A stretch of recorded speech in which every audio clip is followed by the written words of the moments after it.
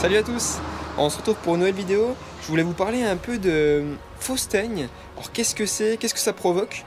En tout cas, j'ai des choses à vous montrer.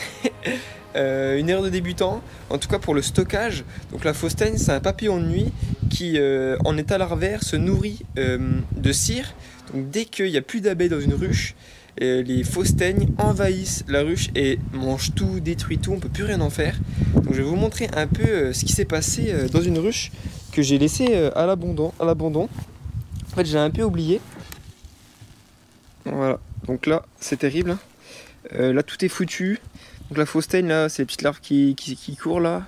Donc voilà, alors ce qu'elles aiment pas, c'est la lumière et les courants d'air. Donc là, quand on ouvre, voilà, là ça circule, hein. Avec la chaleur en plus, là ça circule pas mal. Et moi, ce que je vais faire, c'est il faut les neutraliser, hein, parce que le problème, c'est que si on ne neutralise pas, ils vont se transformer en papillons et les papillons vont voler. Ils vont essayer d'aller dans d'autres ruches et ça va faire encore le bazar. Donc voilà, ce que je vais faire, c'est que je vais enlever les cadres un par un et les mettre au four solaire. Donc voilà, c'est pas une partie plaisir, c'est dommage.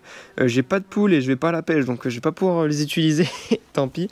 Voilà, je vais vous montrer un peu voilà, à quoi ça ressemble. Je sais même pas si je vais pouvoir vous montrer un peu une vision d'horreur. À quoi ça pourrait ressembler. Alors, on est toujours très déçus quand on fait des erreurs de débutants comme ça. C'est dommage quoi.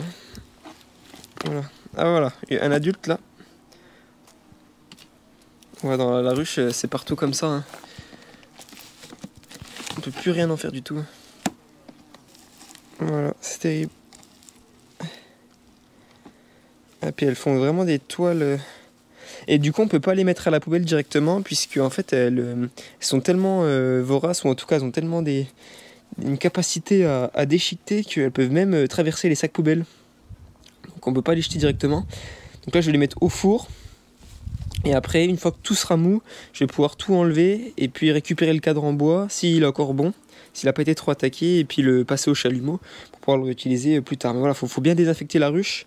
Là, elle est vraiment très attaquée, hein, parce que là, oh là là là, là, ce qu'il y a là, ça attaque un peu le bois. Donc voilà. Voilà, ça attaque le bois là, hein. Donc ça abîme vraiment. Là, c'est toutes des larves qui en partie vont peut-être se métamorphoser.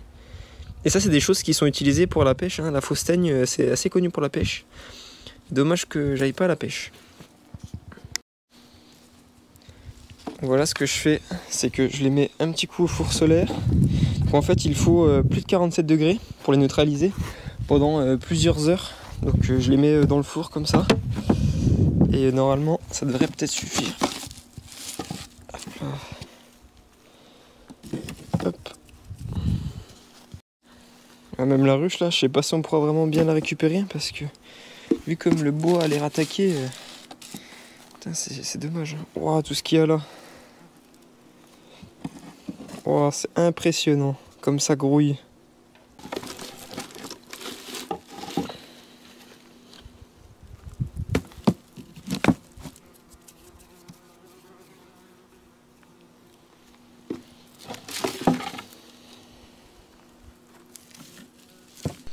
Oh, c'est incroyable de voir ça. Je crois que j'ai changé de passion et que je me suis mis à l'élevage de fausses teignes.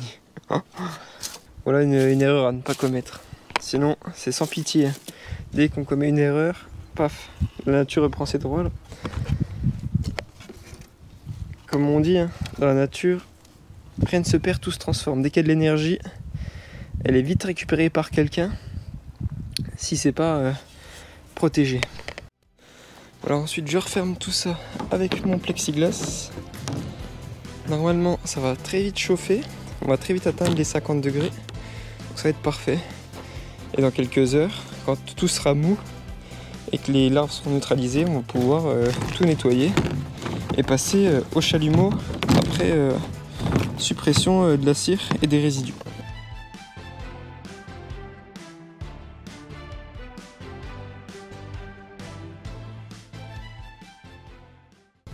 Alors voilà, ensuite, une fois qu'on a bien tout enlevé, qu'on s'est un peu désinfecté les mains, on va pouvoir aussi désinfecter la ruche.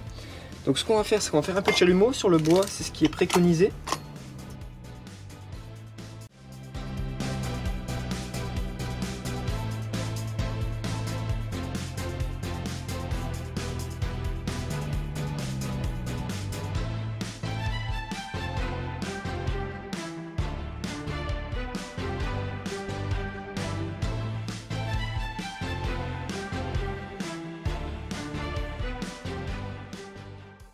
Voilà, ensuite pour le fond, pareil, on désinfecte hein, parce qu'on n'a pas de, on va pas mettre un peu de chalumeau sur du plastique. Donc voilà, on met ça dans une bassine désinfectante. Donc, voilà, je voulais juste vous montrer un peu cette erreur, voilà, que tout le monde ne la fasse pas, que ça puisse vous servir. En tout cas, voilà, c'est comme ça qu'on apprend, c'est en faisant des petites bêtises de ce type. C'est vrai que là, c'est un peu chiant quand même. Hein. La ruche a pris un coup, il a fallu bien désinfecter, etc. C'est vraiment pas top.